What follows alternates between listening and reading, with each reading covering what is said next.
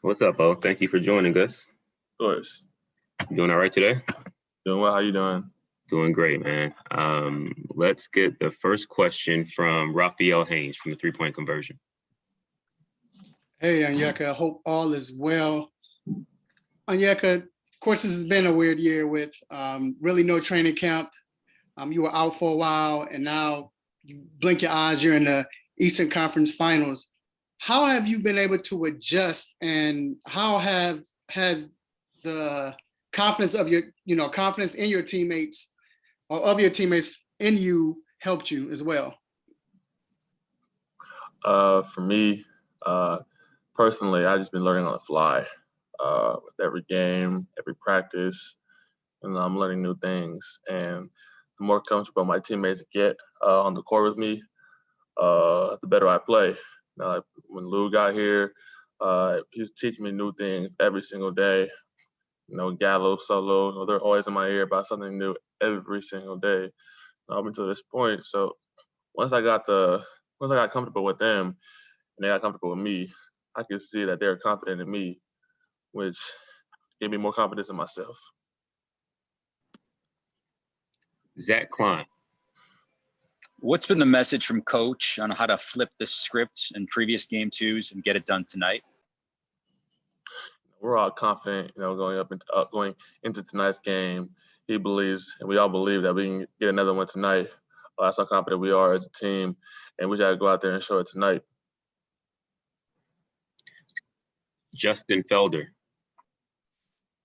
Hey, Onyeka, I wanted to ask you about this. I don't know if this is like a media thing that we talk about or if it's something players notice. Do you guys notice when Giannis is at the free throw line and it's longer than 10 seconds, or is it something that crosses your mind? Is it something guys talk about? I mean, it's a rule, but, is it something you guys notice?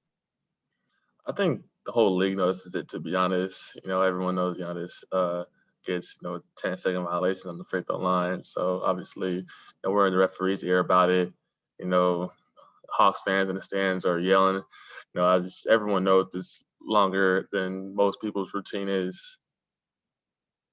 And I'm like, obviously not trying to get you or Nate or anybody like fined and stuff like that. But is it weird when it's like I did the stopwatch thing? Is it weird when you're telling the ref and everybody's counting and it doesn't get called? I mean, that's up to the referees to make a call at that point. We can do all we want, but at the end of the day, the referee makes the call. Christos. Hello, Big O. How are you? Doing well. How you doing? I'm fine, thank you. Speaking about Giannis, for you personally, how is that feeling to play against him in this stage of the NBA? It's funny. When I was like a junior in high school, like 3-4 years ago, he was my favorite player. Watching him play, he was Nigerian. He was like inspiration. Coming out of high school. Going into college, because he's Nigerian and he's an MVP. Fast forward 2-3 years later, here guarding him in the playoffs. So, it's just an amazing experience overall on my part, and I'm excited for the challenge. And how big is your growth this season, especially in the playoffs, as a player? For me, I feel like being in the playoffs definitely elevated my game because I had to take it to another level, not just for myself, but for the team's sake. Because we know that we want to win as many games as possible because it's the postseason. We want to win. So obviously, I had to go to the next level, and hopefully it's evident to everyone seeing that I have. But I try to keep continuing what I'm doing. Deshaun Tate. Hey, quick question for you. Coach has mentioned that he tries to have you guys practice pretty much like not paying attention so much to like outside noise and things like that, whether it's good noise or bad noise. I kind of feel like that the reality is that, players still hear is kind of evident to just hear the things that are said. Do you guys kind of not just necessarily embrace, but hope that people continue to kind of like use you as underdogs and kind of like doubting you and so forth, whether that be for you or as a team, kind of hoping that people continue to do that because it's kind of resulting in wins? for us, just overall, people they doubt us. We have that belief mentality since the start of the season, and we use that to fuel us, and we go out there and play our game. I can just leave it at that. So I guess you could say that we have the underdog mentality, but we just, we put in the work. We want this so bad, and we want to do what we got to do to win games, and we just got to keep believing. Maria Martin. Oh, you were talking about this confidence and, you're in your rookie season. Obviously, the postseason's new for a lot of these guys who aren't rookies, but a lot of things are new for you. A lot is happening at one time. How are you able to be confident? Is it some of the veterans that are instilling that in you, or where does that come from? The veterans are definitely installing confidence in me. When I'm out there on the court for the most part, I'm out there with Lou and Gallo and Solomon. So I'm with some OGs out there. So obviously they're trying to point me in different directions on what to do, and I'm learning a lot. But also I have confidence in myself. If coach is putting me out there, he's putting me out there for a reason. So obviously he believes in me, so why not believe in myself?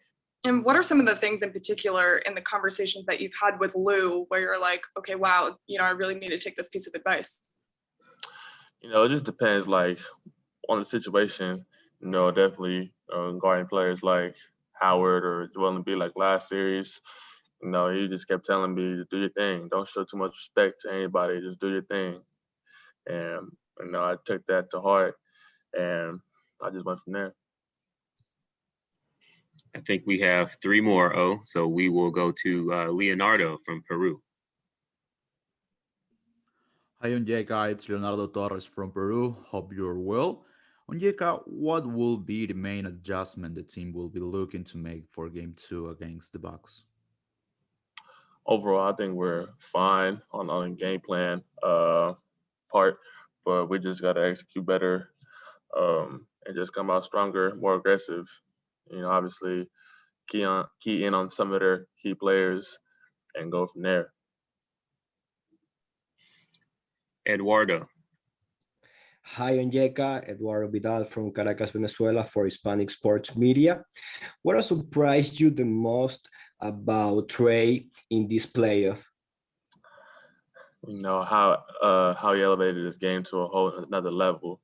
Obviously, Trey's been well all season, leading us to the playoffs. But the way he's just carried himself and carried his team, he's just playing his ass off. To be honest, he's playing crazy right now. We all have his back. We know what he brings to the table, and we've got to continue to feed off his energy, his confidence, because confidence, gives confidence to everybody else. So we got to keep on doing what we're doing. Thanks. Let's go to Ferdinand Rivera, Puerto Rico. Hey, Onyeka from Puerto Rico. How Capella has helped you to improve as a player? He's a defensive-minded big, and so am I. We're defense-first players. So overall, when he's telling me, when he's out there, I'm watching what he does. And when I'm out there, he's giving me advice, telling me to do certain things, like box out my mate. Like last series, just do what I do to make sure I keep hard out the paint, and just telling me to, do what I do defensively. Lastly, you are a rookie. How has been the challenge to defend and beat Giannis so far? Obviously they're MVP caliber players in this league, so I'm always willing to take on the challenge and assignment, no matter who it be. But it's tough guarding the best players in the world. But obviously, I feel like I hold my own weight against anybody. That's the confidence I have. So I just got to continue to keep doing what I'm doing. Thank you.